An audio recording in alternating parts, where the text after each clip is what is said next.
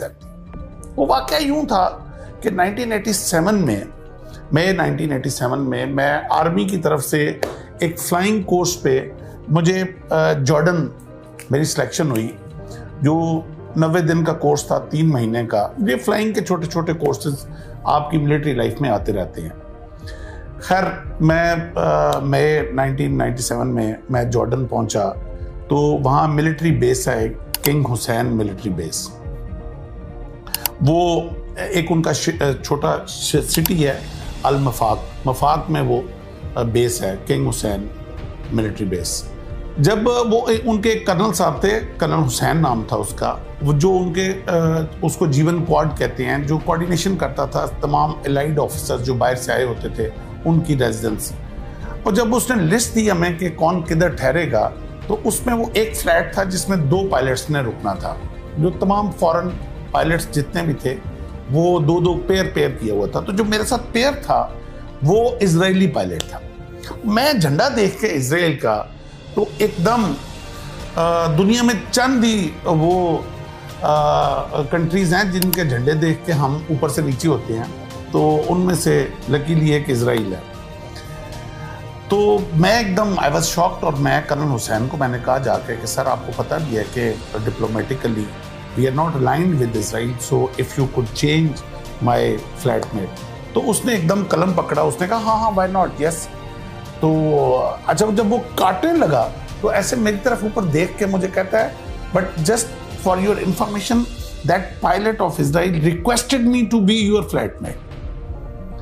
अब जब मैंने ये सुना कि दुश्मन ने ये चैलेंज दिया कि मैं पाकिस्तानी ऑफिसर के साथ मुझे कर दें, तो मैंने कहा अब मैं नाम कटवाऊं तो फिर मैं पाकिस्तानी नहीं। तो I accept this challenge, I will live with Israeli pilot for 90 days and then the life starts. 2-4 दिन तकल्लुफ में गुजरे, वो भी थोड़ा रिजर्व लगा। वो समझ रहा था पता नहीं मैं कोई आईएसआई का एजेंट हूँ। चंद दिनों में हमें ये समझ आ गई कि ना मैं आईएसआई का एजेंट हूँ ना वो मोसाद का एजेंट है।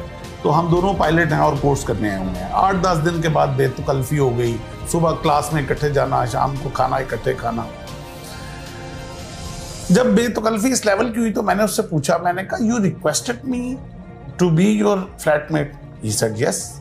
मैंने कहा is there any particular reason for that? तो जो उसका जवाब था शोएल का, वो मेरा लाइफ चेंजिंग, मेरी पाकिस्तान के साथ मोहब्बत उस दिन मुझे मेरी पैदा हुई मेरे अंदर। उससे पहले मैं बाय डिफॉल्ट पाकिस्तानी था, लेकिन मई 1997 इस वाक़े के बाद मैं बाय चॉइस पाकिस्तानी। उसने जो जवाब दिया वो मैं बार बार इस कौम को वो जवाब बताना चाह रहा हूं। मैं इससे पहले वाली भी एक वीडियो में, मैं उससे पहले वाले एक प्रोग्राम में मैं बता चुका। ही सेड के हम पैदा हुए थे तो मां की गोद से हमें बताया गया था कि तुम्हारा दुश्मन अरब नहीं है, तुम्हारा दुश्मन पाकिस्तान है। कहता है उसके बाद मकतब में आए तो मकतब में हमें पढ़ाया गया कि तुम्हारा दुश्मन पाकिस्तान है। कहता है मकतब के बाद स्कूल में, मकतब उनके कहते हैं मदरसे टाइप को जो कंपलसरी है स्कूल से पहले। अच्छा, कहता है उसके बाद स्कूल में आए तो स्कूल में जो चैप्टर हमें एनिमी का पढ़ाया जाता था उसमें झंडा पाकिस्तान का लगा होता था।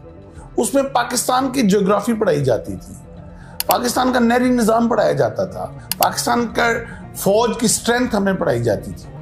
कहता है उसके बाद यूनिवर्सिटीज में, कॉलेज में एनिमी के तौर पे हमें पाकिस्तान पढ़ाया जाता। कहता है फिर मैं आर्मी में आ गया। जब आर्मी में आया तो सारी दुश्मन की मिलिट्री स्ट्रेटजीज जो हैं वो हमें पाकिस्तान की पढ़ाई जाती थी। कहता है जब पैदा होने से लेके आज तक दुश्मन दुश्मन दुश्मन पाकिस्तान सुनते आए हैं, तो एक मौका मिला कि दुश्मन के साथ 90 दिन गुजारने का। तो वो आर्मी की टर्मिनोलॉजी होती है नो योर एनिमी। तो कहता है नो योर एनिमी का चांस मिला तो why should I miss it. मैं उसकी बात सुन के थोड़ा सा मैं हैरान हुआ। मैंने कहा शोएल ठीक है, हम आपको ड्यू टू मस्जिद अक्सा एंड ड्यू टू फलस्तीन हम डिप्लोमेटिकली आपको एक्सेप्ट नहीं करते, मगर इस लेवल का हमने कभी आपको दुश्मनी के भी काबिल नहीं समझा। हमारे लिए तो इंडिया ही काफ़ी है जो हमारे साथ जुड़ा हुआ है मशरक के ऊपर, और उसके लिए हम काफ़ी हैं, हमारे लिए वो काफ़ी है। तो तुम लोग किस लेवल पे जा चुके हुए? तो हमने वी नेवर थॉट। तो जो इसके बाद जो उसने जवाब दिया वो इससे भी ज्यादा अहम था। उसने कहा तुम लोग अभी सोए हुए हो, अभी तुम्हारे लीडर्स तुम्हें बता नहीं रहे कि तुम लोग क्या हो और क्या काम तुम लोगों से लिया जाना है आगे, जबकि हमारे लीडर्स ने हमें बता दिया। इसलिए हमें बहुत क्लियर है कि तुम लोग क्या हो, लेकिन तुम लोगों को खुद भी नहीं पता तुम लोग क्या हो।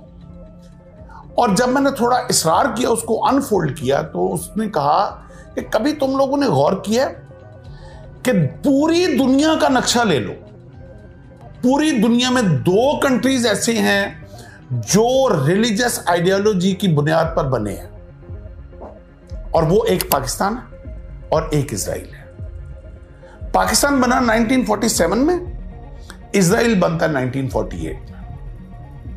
अब what a coincidence, what a coincidence कि 9 महीने के अरसे के अंदर अंदर 2 मुल्क जो काम जब से दुनिया बनी थी नहीं हुआ था, और वो एक ही 9 महीने के अंदर अंदर वो काम दुनिया में होता है।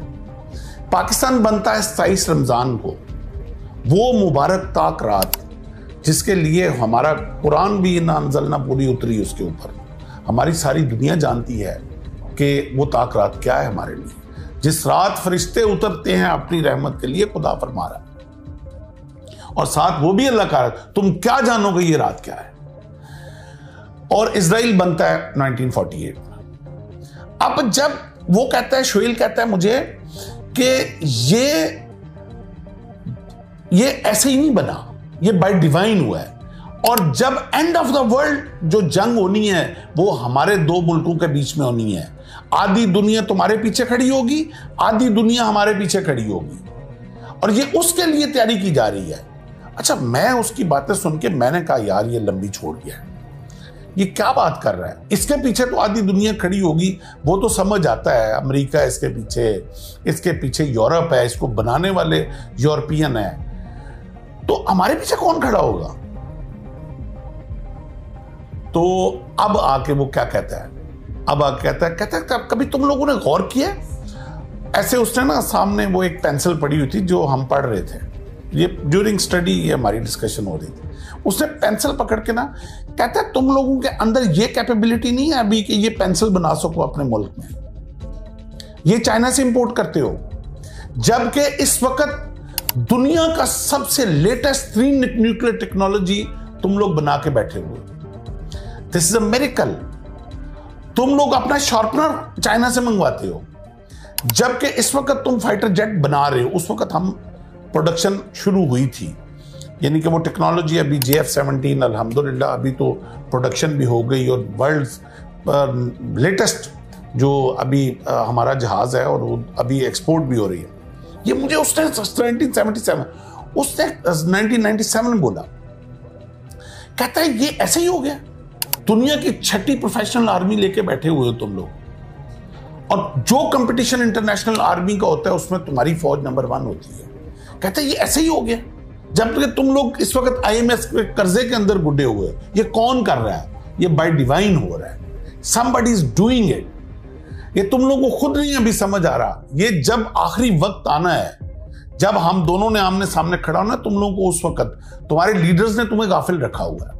वो बेतकल्लफी की वजह से फरत जज्बात में बोल गया, या कुछ ऐसा भी है कि हम पाकिस्तानी होस्ट बड़े अच्छे होते हैं। मैं उसको अक्सर बाहर खाने के लिए ले जाता था, बिल मैं पे करता था, तो वो हमारी जो अच्छी होस्ट होने की एक काबिलियत है ना, तो शायद उस वजह से वो सच उगल गया मेरे आगे।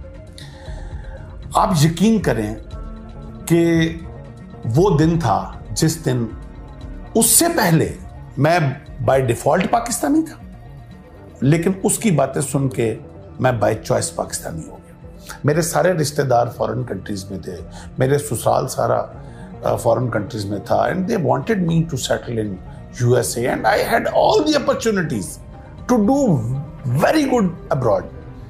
मेरे पास सब कुछ था, मगर I decided not to leave this country ever, ever, ever. और मैंने अपने बच्चों को भी कह दिया